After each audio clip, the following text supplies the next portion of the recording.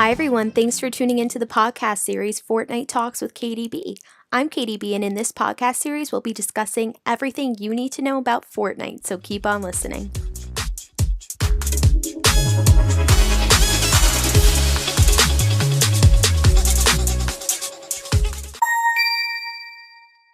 Hi, everyone. Thanks for listening to the second episode of Fortnite Talks with KDB.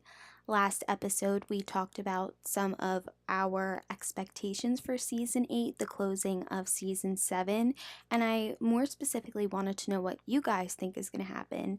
In this episode, we're going to be talking about a lot of the conspiracies that other people have online, and even one that I have formulated of my own. I said last episode, if you listened, that I have no idea what to expect, cosmetic wise, I would say, and aesthetically, but I do have an idea which I will be sharing shortly. So make sure you keep listening, and we're going to jump right into it.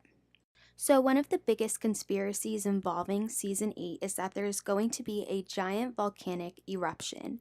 A lot of people came to this conclusion when we started noticing that there were like cracks in the ground, and a lot of things on the map were becoming kind of split up through cracks, but nothing has moved. It's just been more like cosmetic. You just see the cracks in the game, but they haven't affected the gameplay at all. With this volcanic eruption, my personal conspiracy theory is that the map is going to break off into different islands, because right now we have just one island plus one little one off of the Happy Hamlet. Between Happy Hamlet and Frosted Flights, there is a small little iceberg that, isn't attached to the whole entire map, which a lot of people I don't think know about it. I just found out about it recently, actually. There's really not much there. There is some challenge material that you're able to do over there. There's like one of the gold balloons. There was a battle pass, like loading screen icon. That's what I found, but it is just all in all, like, it was just kind of cool to go off of the main iceberg, the main map, because we haven't been able to do that before. Now, that's where I'm getting this theory that the whole entire map is going to crack off into different little islands because of this reason. They really didn't announce that that little island was there. It was kind of quiet. It took a long time for people to find it and even realize that it was accessible. In addition to this, I think the planes, since we do have the planes, I think that it is a very, very realistic expectation, because going throughout the islands, it is going to become more accessible to like go across them, or with zip lines. Will these islands be attached with zip lines? That's what I'm thinking. Those are my main two thoughts at the moment. Last episode, I said that I wanted to see less planes in season 8 and it to be more of just like a rarity. But if this conspiracy theory about season 8 I have is true, there is going to have to be a lot of planes. Now, involving this conspiracy theory, one thing to think of is, if it does come true, how is the storm closing going to affect gameplay? I feel like storm closing, it's going to be affected if there are multiple islands. So that's why I don't know if it's realistic, because it's going to be hard for everyone to kind of get into the closed circle as the storm closes throughout the game, because it's going to be so widespread. It's going to be much more difficult to get across, and it's going to take a lot more time. And that is one of the major aspects of playing Fortnite, is staying within the storm. Obviously concentrates everyone into the small area. So is it realistic? Is this a good conspiracy theory? It's something I've drawn upon. I kind of wanted to move away from theories I have about season 8 and what we could expect until it comes out on the 28th. I think then we'll just be more reviewing and talking about what has happened. But I really read some more conspiracy theories that are like similar to mine, and I was like, you know what, I'm gonna share it. I just want to know like what everyone else thinks. I definitely think it is something to think about. Now, cosmetically, there are some other conspiracy theories out there. Last episode, as I mentioned earlier, I really had no prior thoughts about what it could be, because, like I said, it usually follows what's going on in the real world. So this season, it was Christmas, it was winter. That theme kind of reflected that. In the fall, same thing. Summer, same thing. We had the sun riders and like different like summertime beach balls, stuff like that. So I really didn't know what to expect for the spring because holiday wise, there's not much going on. But some conspiracy theories that I have found online is that it could be a medieval thing, squeeze me, a medieval theme or an aquatic theme. Now, medieval theme, I don't think it would be that interesting only because the game already reflects, I feel like, a lot of medieval themes in some of the areas. Now, places like Polar Peak, I feel like it is kind of medieval over there, and I get serious Game of Thrones vibes when I play the game. When I've been playing Fortnite, I have noticed that I feel like they reflect, whether it's directly or indirectly, a lot of things in popular media, and I feel like indirectly they have been very influenced by Game of Thrones. So I feel like this medieval theme, it's not going to be anything new. Now, aquatic, I don't really know. It's hard to say because I feel like that's pretty broad. People are thinking that there could be submarines, sea vehicles, jet skis, and other skins to kind of reflect this theme. Skin wise, again, don't really know what there would be aquatic related in the spring. I mean, I don't know. But I do think the idea of a submarine is super interesting because if you look at Loot Lake, now that has changed dramatically throughout the course of the, past like several seasons. At one point, it was just the house in the middle of the lake. Then there was like the floating house that was like ripped up. Now it's just kind of broken apart. I mean, it's been through so much. I'm not even naming them all. So I think realistically, the only thing we can expect more is now to go underwater because everything has been at the surface or above. And I think underwater is going to take the game to a whole nother level. In addition to my submarine theory, I think that um the idea of there being an accessible underground below the surface is very realistic. This is because of the underground area. It's okay, so I don't really know how to accurately explain this, but I'm going to do my best, so bear with me and you'll know what I'm talking about. So we have Wailing Woods. There is that underground gate. You can't access it. It's just in the middle of Wailing Woods, but it suggests that there is an underground, but it hasn't been accessible thus far. We haven't been able to break it, go under it, whatever. That same exact kind of build, it looks like those underground crates, kind of like a basement, for the outdoors. I don't I don't know the exact word. I feel really silly right now trying to explain it, but this same exact thing appeared on the island I was just speaking about off of the iceberg by Happy Hamlet and Frosty Flakes. The same thing appeared over there. Now, that, like I said, that could hint that there is going to be an accessible underground and that's going to add on a whole new level of gameplay. But then could it be something similar to Lonely Lodge and Wailing Woods, how we have that underground area that just is, it works more like a basement, that's how it's functioning, but it has rifts underneath, so you kind of travel in and out throughout different parts of the map super easily, instantaneously through these rifts. So that's another thing I'm thinking about. We kind of got off topic from the aquatics, but that is my theory. If we do have aquatics, it probably would be submarines, and I do think submarines are really realistic for those few reasons. Talking about lakes because they're all over. I mean, I love visiting Loot Lake on Fortnite, but then again with season 7, they introduced the frozen lake, which I feel like didn't gain a lot of popularity. It had the effect where obviously when you walked on the your feet turned into the ice blocks. So I feel like that turned a lot of people off. I feel like the only reason why people really went there was if they had to cross through it or they were doing challenges. Other than that, the area usually was pretty bare. There's not too much loot. And again, there's no reason for really many people, I think, to play in that area. So, one theory that some people have is that the frozen lake is going to combine with Greasy Grove. Now, Greasy Grove was taken away in season 7. It hasn't been in the game for the past season, but I think that would be an interesting reintroduction to the map. It's interesting because I don't really know. I don't think Greasy Grove was really situated near that area. I have to double check right now because it is going to bother me. Okay, yes. So, major scandal, Greasy Grove was located, I would say, kind of near where Polar Peak is now. So one of the theories, and this does kind of go hand in hand and does make sense, is that Greasy Grove was covered by the frozen lake.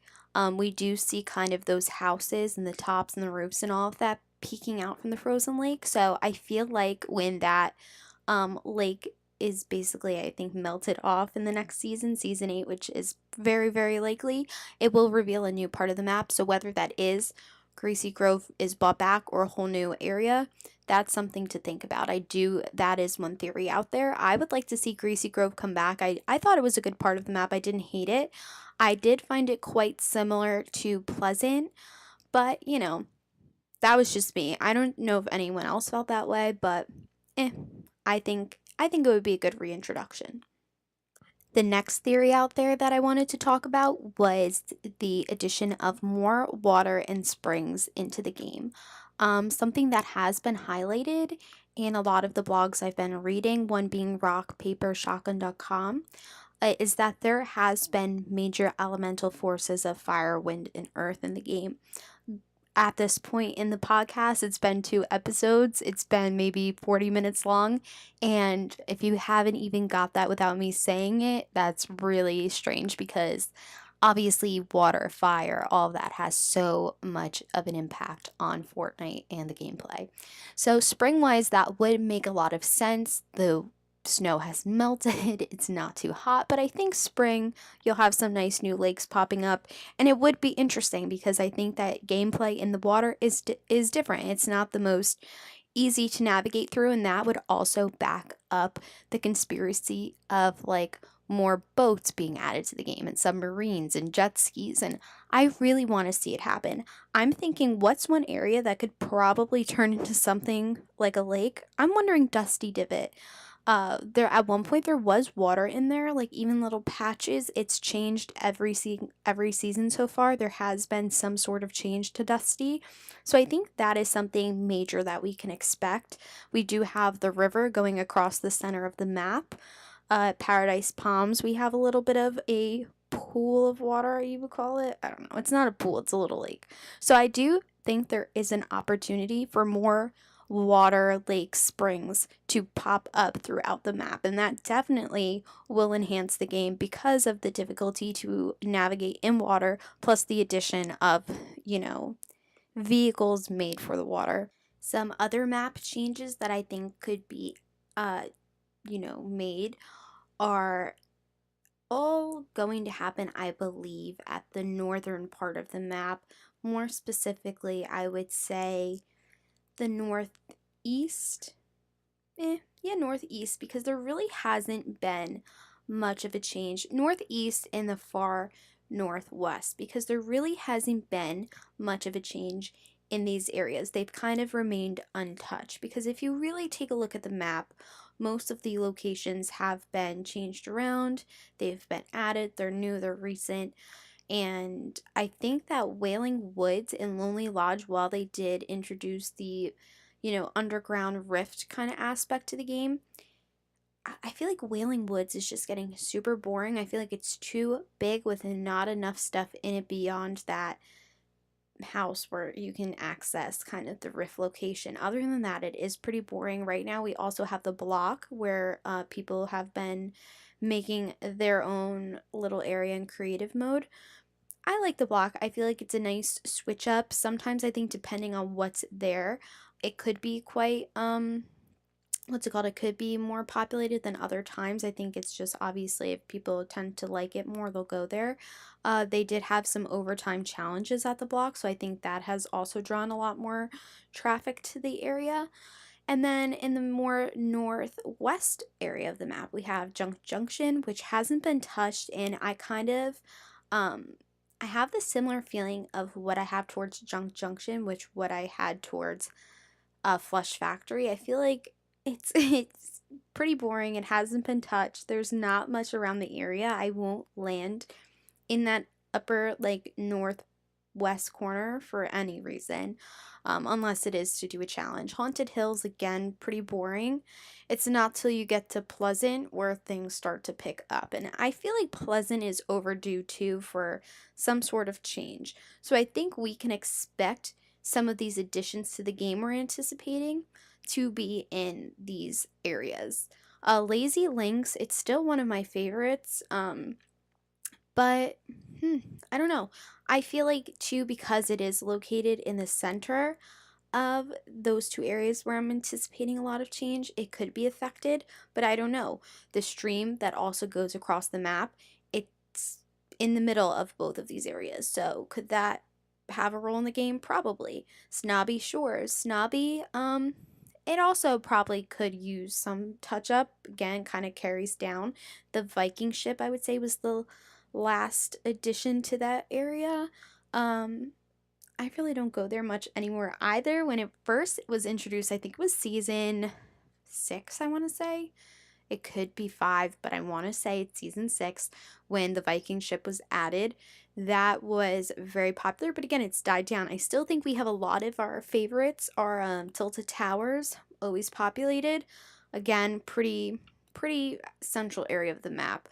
But I do think a lot can change. There has been construction aesthetics on that area of the map, so I think that's hinting that something could be changing there as well. Shifty Shafts, I believe that'll stay the same. If anything, it's just going to lose its snow. Fatal, that's another thing. I feel like Fatal could maybe benefit from a change. Salty Springs, I don't know. Lucky is usually pretty dead, but I say it's pretty safe. I don't know if anything's going to happen to Lucky, but again, that's just some of the thoughts, is that those areas that I mentioned earlier, the northwest and northeast of the map, could be experiencing a major change in season 8 because they have been predominantly untouched for a long time. Now, what I'm going to finish off this podcast with is the theory of dinosaur or dragon eggs. They've been popping up around the map, they've been melting. The snow around them has been melting, it's been revealing them. We have seen a dinosaur or two in Paradise Palms, but again, could this be a dragon? Could it be just dinosaurs? I'm going to go with that they're going to be dragons based solely off of the Ice King theme we got going on. I think this is kind of like a little, you know, hint. I don't know. I really feel like it's heavily influenced by Game of Thrones, this whole season 7 and the whole polar area, and that's where these eggs are popping up. Dragons are in Game of Thrones. It's really kind of makes sense to me. I know it's kind of a weird thing to make sense of, but I'm going to say that these eggs are going to be dragon eggs, and that could actually also hint then aesthetically what we could be expecting. Now, this just hit me. I'm talking out loud. I'm making sense of the whole thing. I think that like we have sometimes like yetis and like more mythical and animal based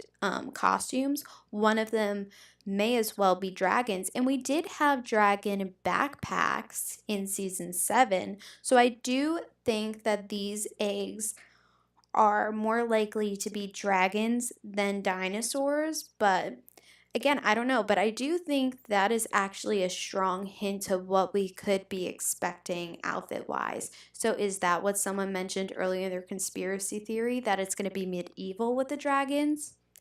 I don't know. Sounds pretty good to me.